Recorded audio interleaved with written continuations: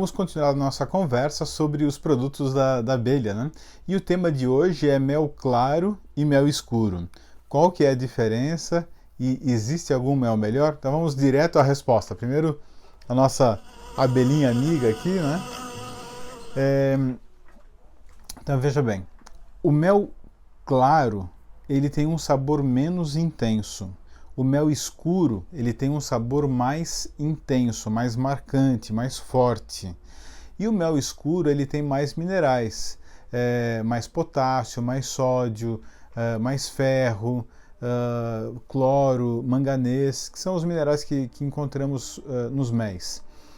Mas o percentual de minerais no mel é muito baixo, é perto de 1%. Então, a diferença é pequena, mas isso é um dos fatores para a coloração diferente. Tem um outro fator ainda, né, que é mais relevante. Mas com mais minerais, o mel escuro ele acaba sendo, né, nutricionalmente um pouco melhor, mas a diferença é muito pequena. Então, se você for escolher o mel por conta da sua composição, o mel escuro tem um pouquinho de vantagem, mas em geral o mel claro ele é mais saboroso, tá? Faça a experiência você aí. Eu gosto de usar um pouco de um e um pouco de outro, eu gosto de equilibrar. E eu gosto de experimentar méis com sabores diferentes. Então, bom, vamos lembrar, né? A abelha vai na flor, suga o néctar, tem do primeiro vídeo, né? E ela aí transforma aquele produto em mel. Então, se a abelha vai na flor de eucalipto, numa região onde tem muito eucalipto, a gente chama aquele mel de eucalipto. Não tem essência nenhuma, não tem nenhum aditivo. É que a origem floral daquele mel são flores de eucalipto. Só que flor de eucalipto, a Embrapa tem catalogado que no gênero Eucaliptus existem 730 espécies. Entra lá no site da Embrapa, você vai ver.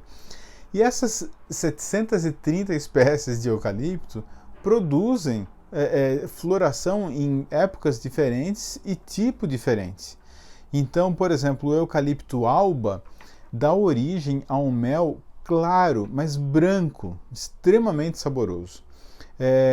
O mel de eucalipto saligna, ele dá origem a um mel com cristais, e o sabor lembra o sal. Então ele é doce, mas tem uns cristais, parece que salgados no meio.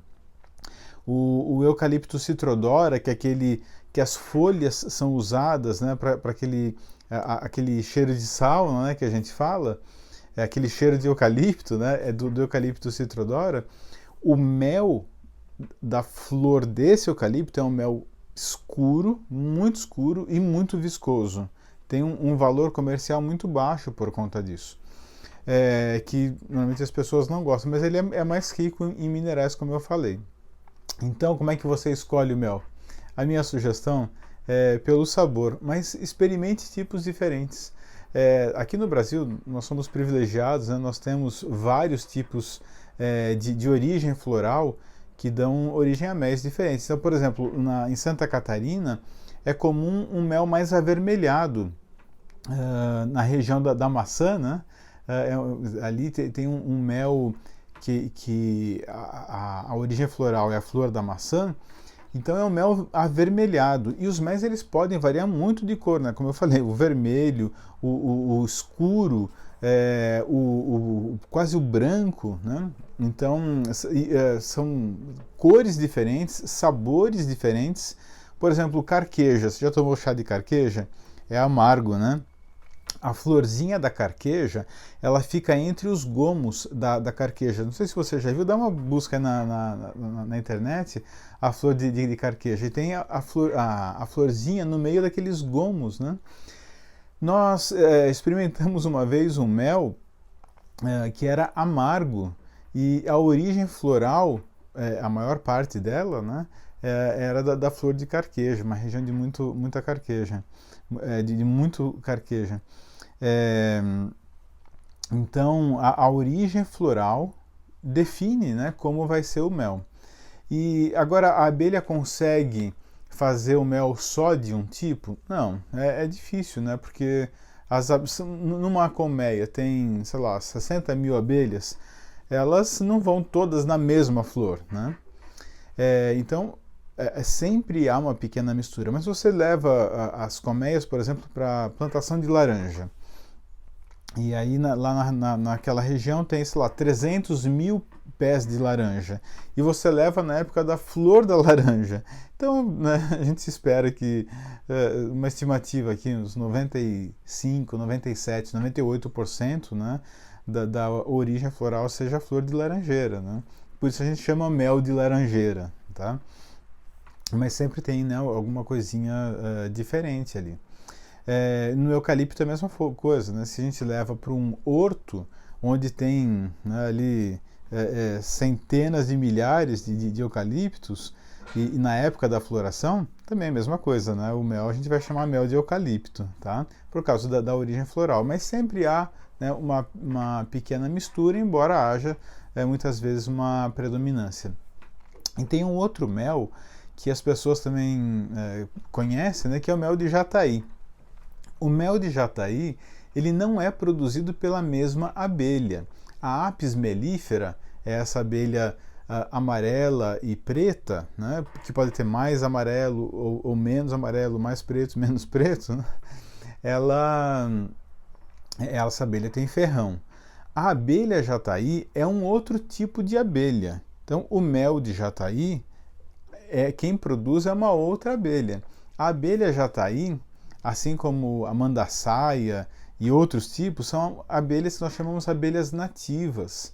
Elas não têm ferrão. Elas têm mandíbula, assim como a Apis mellifera também tem, né? Mas a jataí, por exemplo, ela tem mandíbula e quando você vai manusear a abelha, a colmeia, ela vem e ela fica beliscando, né? Não chega a doer, né? É muito suave, mas ela tem mandíbula e é a forma de defesa dela.